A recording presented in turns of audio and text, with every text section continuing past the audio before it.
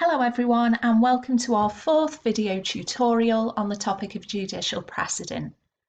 In our first video we were looking at an overview of precedent and the hierarchy of the courts. In the second video we looked at ratio and law reports. In the third video we were looking at the methods of avoiding precedent. And if you recall, because of the limit on Screencast-O-Matic, I ran out of time and had to cut it short on the Supreme Court and the Court of Appeal's special methods of avoiding precedent.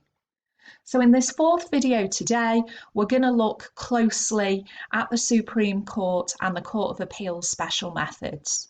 So just to recap then, I did say this in the last video, but just as a reminder, in addition to distinguishing, reversing, and overruling, the Supreme Court and the Court of Appeal also have their own special methods of avoiding precedent.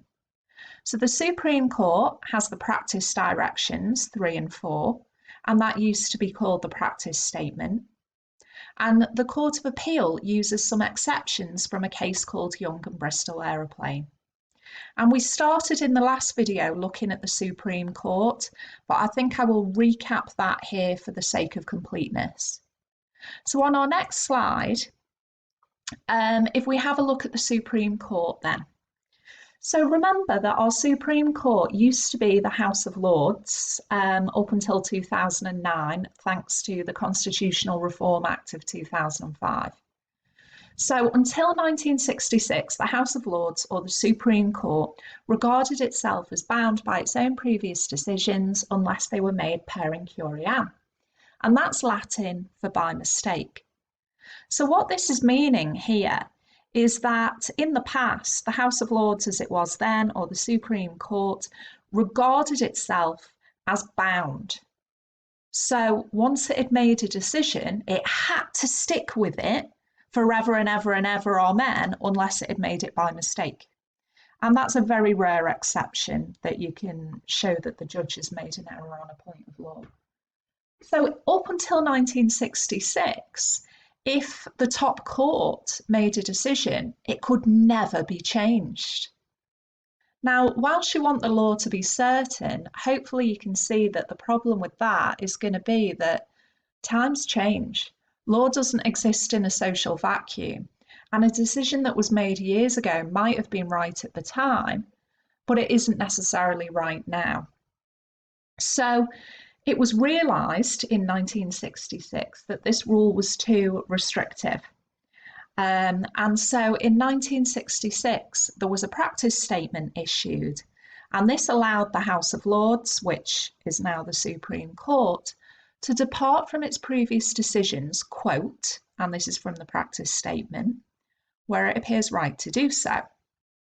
However, this power should be used sparingly, which means not much.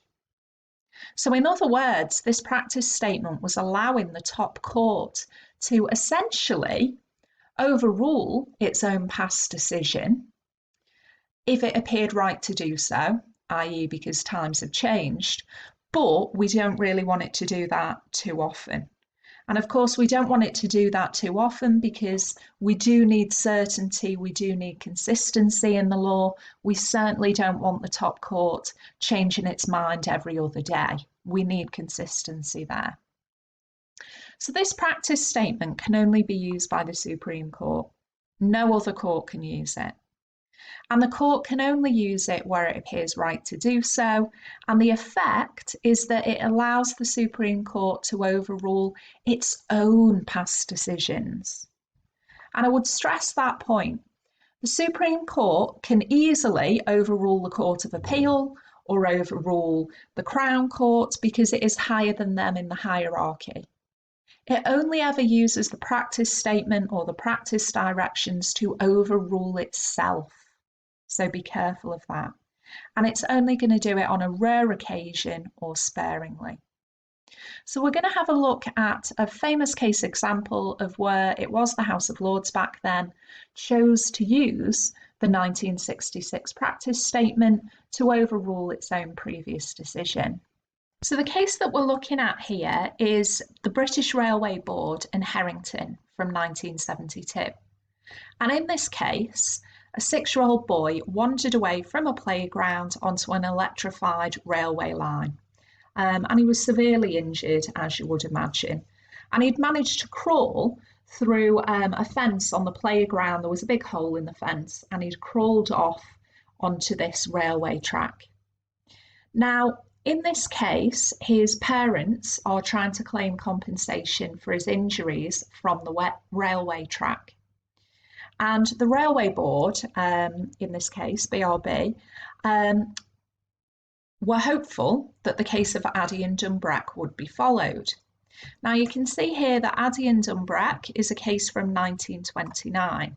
So this case preceded the case of BRB and Herrington. So the issue was, did Herrington have to follow this case? And in Addy and Dunbrack, they decided that an occupier of land, such as the Railway Board, would only owe a duty for injuries to a child trespasser if those injuries had been caused deliberately or recklessly. Now, the child in BRB and Herrington was a trespasser because he's crawled away from the playground, he's gone onto the railway line, which is out of bounds. He is a trespasser at that point. Now, in the 1920s, we had a very restrictive view, and trespassers were not given very many rights at all. And basically, you couldn't claim for those injuries unless they were deliberately inflicted on you. And because the Railway Board obviously hadn't deliberately done this to the boy, he would have been entitled to no compensation. But in this case, the House of Lords looked at it and said, do you know what? This is a case from 1929. Times have changed. And the court said that social and physical conditions had changed and the law should also change. So the House of Lords had made the decision in 1929, but in 1972, they're saying that things should change. And so it took the step of using the 1966 practice statement to depart from its earlier decision in Addy and Dunbrack. And when we're saying departing, we're really meaning it overruled itself. So the it was the House of Lords back then, overruled its own earlier decision in Addy and Dunbrack, and that was then replaced with BRB and Herrington.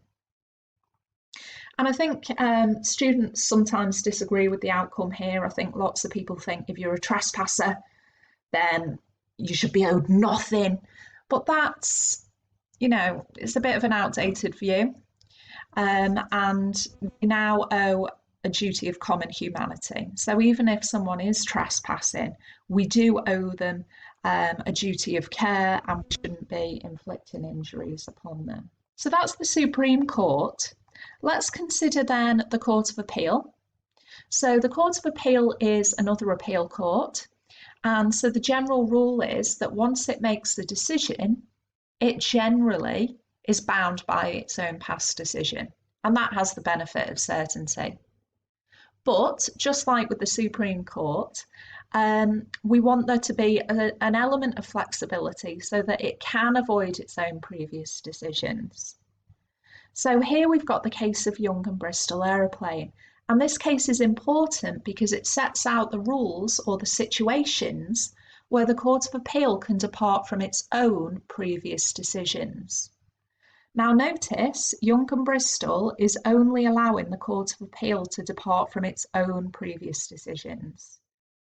It can overrule a lower court, that's not a problem. It can never overrule the Supreme Court because the Supreme Court is above it in the hierarchy. This is simply to overrule itself. And you can see here the situations are that maybe its own previous decision was made per incuriam, meaning by mistake. So that might mean that a judge in the case applied a point of law incorrectly. That's going to be pretty rare for that to happen, but it is a possibility. There might be two previous conflicting decisions, in which case the court can choose between them. Or there might be a later conflicting House of Lords or now Supreme Court decision, in which case the House of Lords or Supreme Court decision must be followed. And the fourth situation is if there's a proposition of law was assumed to be exist by an earlier court and wasn't subject to argument or consideration by that court. The Court of Appeal Criminal Division also has this extra little exception if the law was misapplied or misunderstood. And that's, of course, because the criminal courts are potentially sending people to prison for a long time, potentially loss of liberty. So we've got this extra exception where we can depart from a previous decision there.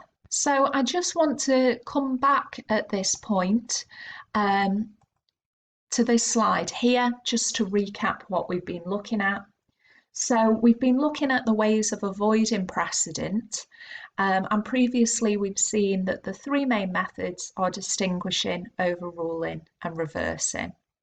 But today what we've been looking at specifically is how the Supreme Court and the Court of Appeal have these special methods of overruling their own past decisions. In the next video, we'll be looking at an evaluation of precedent.